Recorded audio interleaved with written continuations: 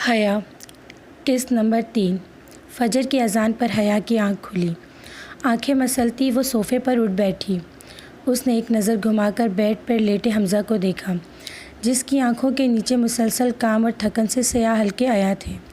پھر حیا نے ایک نظر اپنے آس پاس لگی باؤنڈری کو دیکھا۔ اتنا سب کچھ ہو جانے کے بعد بھی اس کا دماغ برق رفتاری سے کام کر رہا تھا۔ اسے حیرت ہوئی۔ اس نے تکیے کے نیچے چلی اسپرے کو ٹٹولا اور مل جانے پر سکھ کا سانس لیتے ہوئے اٹھ کھڑی ہوئی۔ یہاں سے بھاگنے کا اچھا موقع ہے۔ اس نے حمزہ کو ایک نظر دیکھا۔ وہ چپکے سے دروازے کے پاس گئی، لیکن وہ لاک تھا۔ اس نے ہر طرح سے دروازہ چیک کر لیا، لیکن وہاں نہ کوئی ہینڈل تھا اور نہ ہی لاک۔ اسے ٹھنڈے پسینے آ رہے تھے۔ وہ پھنس گئی تھی ایک اجنبی آدمی کے ساتھ۔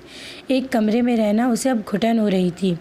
اپنے گرد اتنوں کی باؤنڈری بنا کر وہ سمجھ رہی تھی کہ وہ محفوظ ہے، لیکن اب اسے خود پر غصہ آ رہا تھا۔ کسی کے گھر میں وہ یوں گھوڑے بیچ کر کیسے سو سکتی تھی؟ حیا، اپنی آزادی کی جنگ تمہیں خود لڑنی پڑے گی۔ موقع ہے، بھاگ جاؤ۔ اس نے دل میں خود کو ہمت دی اور چھوٹے چھوٹے قدم اٹھاتی حمزہ کے بیڈ تک پہنچ گئی۔ ایک نظر دروازے کو دیکھا، جس میں کہیں کوئی ہینڈل یا کی ہول نہیں تھا۔ تو یہ دروازہ کیسے کھلے گا؟ اس کا دماغ کسی ڈیٹیکٹیو کی طرح چل رہا تھا۔ کسی ریموٹ سے کھلتا ہوگا، یا فنگر پرنٹ سے، یا پھر آنکھ سے۔ CID کی تمام قسطیں ایک ساتھ اس کے دماغ میں گھومنے لگی۔ ریموٹ سے اگر کھلتا ہے تو ریموٹ یہیں کہیں ہوگا۔ اس نے سائڈ ٹیبل کا دراز کھولنے کے لیے ہاتھ بڑھایا۔ اس میں 2-4 پیپرز پڑے تھے۔ ڈریسنگ ٹیبل پہ رکھی ہر چیز وہ پہلے ہی اپنے گرد باؤنڈری بنانے میں استعمال کر چکی تھی۔ اب وہاں ایک ہیئر برش کے علاوہ کچھ نہ تھا۔ وہ سیف کی طرف بڑھی۔ ہر لاکر میں ایک چند چیزیں پڑی تھیں، لیکن چابی یا کسی قسم کا ریموٹ نہیں ملا۔ حیا کو اب حیرت ہو رہی تھی۔ روم میں کہیں بھی کوئی کی ہول نہیں تھا۔ سارے لاکرز یوں ہی کھلے پڑے تھے، جس میں سے ایک لاکر میں پیسے بھی پڑے تھے، لیکن سب کچھ بغیر لاک کے تھا۔ تو دروازہ کیوں نہیں کھل رہا؟ یقیناً یہ آدمی بہت تیز ہے۔ اس نے دروازے پر کوئی ایسا لاک لگایا ہے کہ اندر کسی چیز پر لاک لگانے کی ضرورت نہیں۔ اگر کوئی ریموٹ ہے تو اس نے اپنے تکیے کے نیچے یا ٹراؤزر میں رکھا ہوگا۔ اس نے سانس روک کر ایک قدم آگے بڑھایا۔ اس کا ہاتھ اب حمزہ کے تکیے کی طرف تھا۔ اس سے پہلے کہ ہاتھ تکیے کو چھوتا، سائڈ ٹیبل پر رکھا الارم اپنے فل والیوم پر بجنے لگا۔ ہڑبڑاہٹ میں وہ پیچھے ہٹی۔ الارم کی آواز پر حمزہ نے کروٹ بدلی اور بند آنکھوں سے ٹیبل پر ہاتھ مارا، اور ہاتھ کسی نرم چیز پر جا ٹکرایا۔ اس نے فوراً آنکھیں کھولیں۔ اس کا ہاتھ ایک اور ہاتھ پر تھا۔ یہ سب اتنا اچانک ہوا تھا کہ حیا کو سنبھلنے کا موقع نہیں ملا۔ جس سائڈ ٹیبل پر ایک ہاتھ رکھ کر وہ جھکی تھی تکیہ اٹھانے، وہ ہاتھ اب حمزہ کے ہاتھ کے نیچے تھا۔ تم یہاں کیا کر رہی ہو؟ اس نے غصے سے حیا کو گھورا، جو اب تک اپنا ہاتھ کھینچ چکی تھی۔ وہ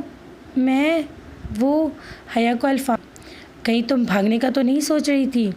حمزہ نے آنکھیں سکیڑے۔ نہیں۔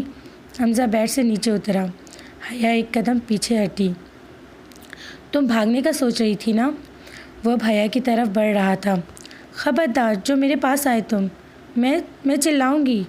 وہ پیچھے ہوتی ہوئی ڈریسنگ ٹیبل سے جا لگی۔ میں نے تمہیں آرام سے سمجھایا تھا کہ بھاگنے کی کوشش مت کرنا۔ میں ایک بار کہتا ہوں، بار بار نہیں۔ وہ چلایا، جبکہ چلانے کی ضرورت نہیں تھی، لیکن وہ اسے ڈرانا چاہتا تھا۔ وہ سہم گئی تھی۔ آنسو اس کی آنکھ سے گال پر پھسلا۔ اب حمزہ اس کے سامنے کھڑا تھا۔ مجھے ہاتھ مت لگانا۔ آنکھیں زور سے بند کیے اس نے اور پیچھے ہونا چاہا، لیکن پیچھے جگہ نہیں تھی۔ اس کا پاؤں پھسلا۔ حمزہ نے فوراً اس کا ہاتھ تھام کر اوپر کھینچا۔ وہ اس کے بہت قریب تھی۔ اس کی خوشبو اس پر پھر اثر کر رہی تھی۔ اس کا دماغ معاف ہو رہا تھا۔ میرا ہاتھ، نسوانی آواز پر وہ ہوش میں آیا۔ ہاں، میرا ہاتھ درد کر رہا ہے۔ حیا اپنا ہاتھ چھڑانے کی کوشش کر رہی تھی۔ ہاں، حمزہ نے فوراً ہاتھ چھوڑا۔ دوبارہ اگر تم نے بھاگنے کی کوشش کی تو خود تمہیں دوبارہ وہیں چھوڑاؤں گا۔ جا کر نماز پڑھو اور اللہ کا شکر ادا کرو، اس نے تمہیں ان ظالموں کے چنگل سے بچایا۔ لہجہ سخت تھا۔ وہ اب خود اس سے دور جانا چاہتا تھا، اور وہ چلا گیا۔ حیا وہیں ڈریسنگ ٹیبل کے پاس کھڑی کھلا دروازہ دیکھتی رہی۔ کچھ بھی تو نہیں کیا تھا اس نے، نہ ریموٹ کا بٹن دبایا، نہ کہیں فنگر پرنٹ لگایا۔ دروازہ آسانی سے کھل گیا تھا، پر کیسے؟ وہ حیران تھی۔